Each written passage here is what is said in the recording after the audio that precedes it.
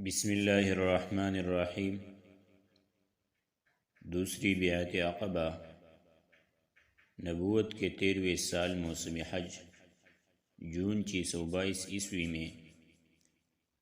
یثرب کے 70 سے زیادہ مسلمان فریضہ حج کی ادائی کے لیے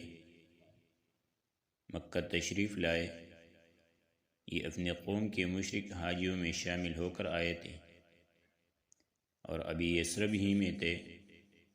یا مکے کے راستے ہی میں تھے کہ آپس میں ایک دوسرے سے پوچھنے لگے کہ ہم کب تک رسول اللہ صلی اللہ علیہ وسلم کو یوں ہی مکہ کے پہاڑوں میں چکر کاٹتے، ٹوکرے کھاتے اور خوفزدہ کیے جاتے چھوڑے رکھیں گے۔ پھر جب یہ مسلمان مکہ پہنچ گئے تو دری فردہ نبی صلی اللہ علیہ وسلم کے ساتھ سلسلے اور رابطہ شروع کیا، اور آخرکار اس بات پر اتفاق ہو گیا کہ دونوں فریق ایام تشریق کے درمیانی دن 12 ذی الحجہ کو مینا میں جمرہ اولیٰ یعنی جمرہ عقبہ کے پاس جو گھاٹی ہے اسی میں جمع ہو، اور یہ اجتماع رات کی تاریکی میں بالکل خفیہ طریقے پر ہو۔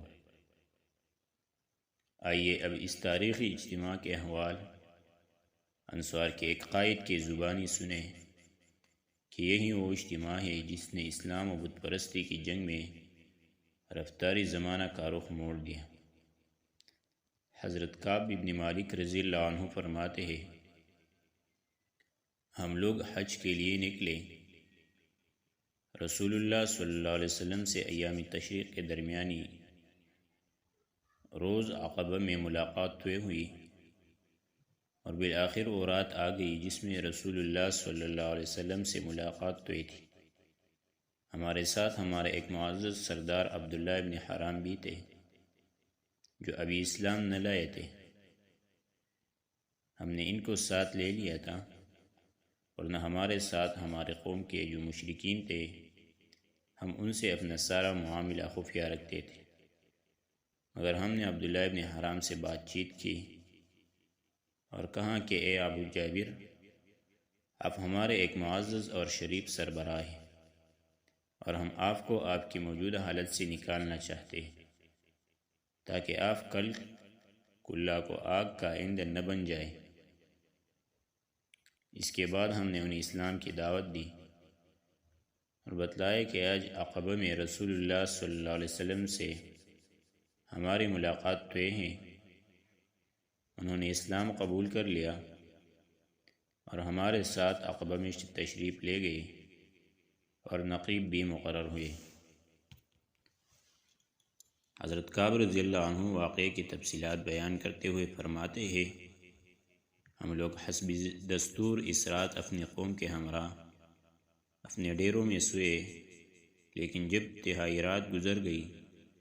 تو اپنے ڈیروں سے نکل کر رسول اللہ صلی اللہ علیہ وسلم کے ساتھ طے شدہ مقام پر جا پہنچے۔ ہم اس طرح چپکے دبک کر نکلتے تھے جیسے چڑیا گھونسلے سے سکڑ کر نکلتی ہے، یہاں تک کہ ہم سب عقبہ میں جمع ہو گئے۔ ہماری کل تعداد 75 تھی، 73 مرد اور 2 عورتیں۔ ایک ام عمارہ رضی اللہ عنہ نصیبہ بنت کعب تھی جو قبیلہ بنو الزمان بن نجار سے تعلق رکھتی تھی۔ دوسری ام منیع اسماء بنت عمر تھی جن کا تعلق قبیلہ بنو سلمہ سے تھا۔ ہم سب گھاٹی میں جمع ہو کر رسول اللہ صلی اللہ علیہ وسلم کا انتظار کرنے لگے، اور آخر وہ لمحہ آ ہی گیا جب آپ تشریف لائے۔ آپ صلی اللہ علیہ وسلم کے ساتھ آپ صلی اللہ علیہ وسلم کے چچا حضرت عباس بن عبد المطلب رضی اللہ عنہ بھی تھے۔ وہ اگرچہ ابھی تک اپنے قوم کے دین پر تھے، مگر چاہتے تھے کہ اپنے بھتیجے کے معاملے میں موجود رہے اور ان کے لیے پختہ اطمینان حاصل کر لے۔ سب سے پہلے بات بھی انہوں نے شروع کی۔ گفتگو کا آغاز اور حضرت عباس رضی اللہ عنہ کی طرف سے معاملے کی نزاکت کی تشریح۔ مجلس مکمل ہو گئی تو دینی اور فوجی تعاون کے عہد و پیمان کو قطعی اور آخری شکل دینے کے لیے گفتگو کا آغاز ہوا۔ رسول اللہ صلی اللہ علیہ وسلم کے چچا حضرت عباس رضی اللہ عنہ نے سب سے پہلے زبان کھولی۔ ان کا مقصود یہ تھا کہ وہ فوری صراحت کے ساتھ اس ذمہ داری کی نزاکت واضح کر دے جو اس عہد و پیمان کے نتیجے میں ان حضرات کے سر پڑنے والی تھی۔ چنانچہ انہوں نے کہا، خزرج کے لوگوں، عام اہل عرب انصار کے دونوں ہی قبیلے انہیں خزرج اور اوس کو خزرج ہی کہتے تھے۔ ہمارے اندر محمد صلی اللہ علیہ وسلم کی جو حیثیت ہے وہ تمہیں معلوم ہے۔ ہمارے قوم کے جو لوگ دینی نقطۂ نظر سے ہمارے جیسی رائے رکھتے ہیں، ہم نے محمد صلی اللہ علیہ وسلم کو ان سے محفوظ رکھا ہے۔ وہ اپنے قوم اور اپنے شہر میں قوت و عزت اور طاقت و حفاظت کے اندر ہے، مگر اب وہ تمہارے یہاں جانے اور تمہارے ساتھ لائق ہونے پر مصر ہے۔ لہٰذا اگر تمہارا یہ خیال ہے کہ تم انہیں جس چیز کی طرف بلا رہے ہو اسے نبھالو گے اور انہیں ان کے مخالفین سے بچا لو گے، تب تو ٹھیک ہے۔ تم نے جو ذمہ داری اٹھائی ہے اسے تم جانو، لیکن اگر تمہارا یہ اندازہ ہے کہ تم انہیں اپنے فاصلے جانے کے بعد ان کا ساتھ چھوڑ کر کنارہ کش ہو جاؤ گے تو پھر ابھی سے انہیں چھوڑ دو، کیونکہ وہ اپنے قوم اور اپنے شہر میں بہرحال عزت و حفاظت سے ہے۔ حضرت کعب رضی اللہ عنہ کہتے ہیں کہ ہم نے عباس رضی اللہ عنہ سے کہا کہ آپ کی بات ہم نے سن لی، اب اے اللہ کے رسول صلی اللہ علیہ وسلم آپ گفتگو فرمائی اور اپنے لیے اور اپنے رب کے لیے جو عہد و پیمان پسند کرے لیجیے۔ اس جواب سے پتہ چلتا ہے کہ اس عظیم ذمہ داری کو اٹھانے اور اس کے پرخطر نتائج کو جھیلنے کے سلسلے میں انصار کے عزم محکم، شجاعت و ایمان اور جوش و اخلاص کا کیا حال تھا۔ اس کے بعد رسول اللہ صلی اللہ علیہ وسلم نے گفتگو فرمائی۔ آپ صلی اللہ علیہ وسلم نے پہلے قرآن کی تلاوت کی، اللہ کی طرف دعوت دی اور اسلام کی ترغیب دی۔ اس کے بعد بیعت ہوئی۔ بیعت کا واقعہ امام احمد رحمہ اللہ نے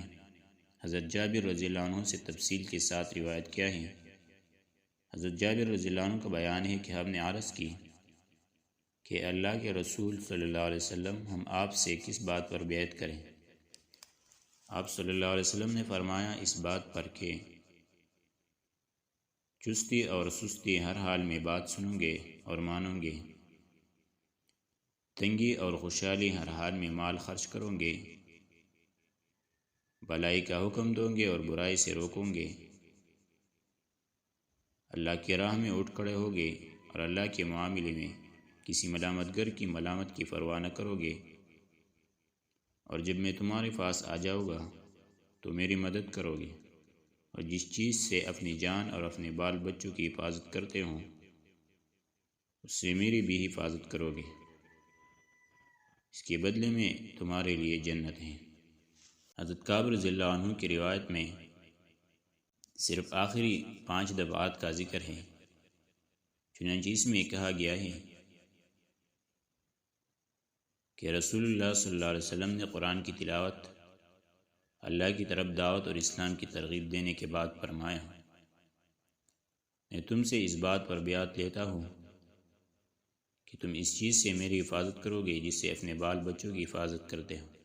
اس پر حضرت براء بن معرور رضی اللہ عنہ نے آپ صلی اللہ علیہ وسلم کا ہاتھ پکڑا اور کہا ہاں، اس ذات کی قسم جس نے آپ صلی اللہ علیہ وسلم کو نبی برحق بنا کر بھیجا ہے، ہم یقیناً اس چیز سے آپ صلی اللہ علیہ وسلم کی حفاظت کریں گے، اس سے اپنے بال بچوں کی حفاظت کرتے ہیں۔ لہٰذا اے اللہ کے رسول صلی اللہ علیہ وسلم آپ ہم سے بیعت لیجئے، ہم خدا کی قسم جنگ کے بیٹے ہیں اور ہتھیار ہمارا کھلونا ہے، ہماری یہی ریت باپ دادا سے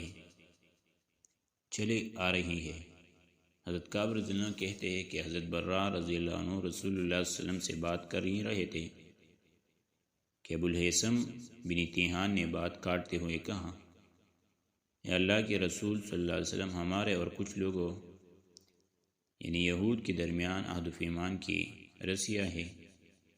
اور اب ہم ان رسیوں کو کاٹنے والے ہیں، تو کہیں ایسا تو نہیں ہوگا کہ ہم ایسا کر ڈالیں پھر اللہ آپ صلی اللہ علیہ وسلم کو غلبہ و ظہور عطا فرمائے تو آپ صلی اللہ علیہ وسلم ہمیں چھوڑ کر اپنے قوم کی طرف پلٹ آئے۔ یہ سن کر رسول اللہ صلی اللہ علیہ وسلم نے تبسم فرمایا، پھر فرمایا، نہیں بلکہ آپ لوگوں کا خون میرا خون اور آپ لوگوں کی بربادی میری بربادی ہے، میں آپ سے ہوں اور آپ مجھ سے ہے، جس سے آپ جنگ کریں گے اس سے میں جنگ کروں گا، اور جس سے آپ صلح کریں گے اس سے میں صلح کروں گا۔ بیعت کی شرائط کے متعلق گفت و شنود مکمل ہو چکی اور لوگوں نے بیعت شروع کرنے کا ارادہ کیا تو صفی اول کے 2 مسلمان 11ویں سال نبوت یا 12ویں سال نبوت کے ایام حج میں مسلمان ہوئے تھے۔ یکے بعد دیگرے اٹھے تاکہ لوگوں کے سامنے ان کی ذمہ داری کی نزاکت اور خطرناکی کو اچھی طرح واضح کر دیں، اور یہ لوگ معاملے کے سارے پہلو کو اچھی طرح سمجھ لینے کے بعد ہی بیعت کریں۔ اس سے یہ بھی پتہ لگانا مقصود تھا کہ قوم کس حد تک قربانی دینے کے لیے تیار ہے۔ ابن اسحاق کہتے ہیں کہ جب لوگ بیعت کے لیے جمع ہو گئے، حضرت عباس رضی اللہ عنہ تو حضرت عباس بن عبادہ بن نزلہ نے کہا، تم لوگ جانتے ہو کہ ان سے کس بات پر بیعت کر رہے ہو؟ اشارہ نبی صلی اللہ علیہ وسلم کی طرف تھا۔ جی ہاں کی آوازوں پر حضرت عباس رضی اللہ عنہ نے کہا، تم ان سے سرخ اور سیاہ لوگوں سے جنگ پر بیعت کر رہے ہو۔ اگر تمہارا یہ خیال ہو کہ جب تمہارے اموال کا صفایا کر دیا جائے گا اور تمہارے اشراف قتل کر دیے جائیں گے تو تم ان کا ساتھ چھوڑ دو گے،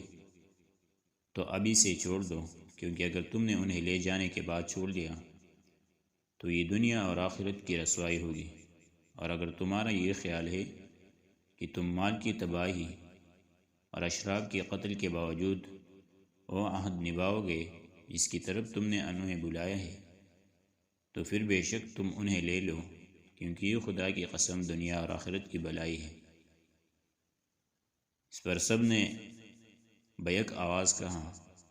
ہم مال کی تباہی اور اشراف کے قتل کا خطرہ مول لے کر انہیں قبول کرتے ہیں۔ ہاں اے اللہ کے رسول صلی اللہ علیہ وسلم،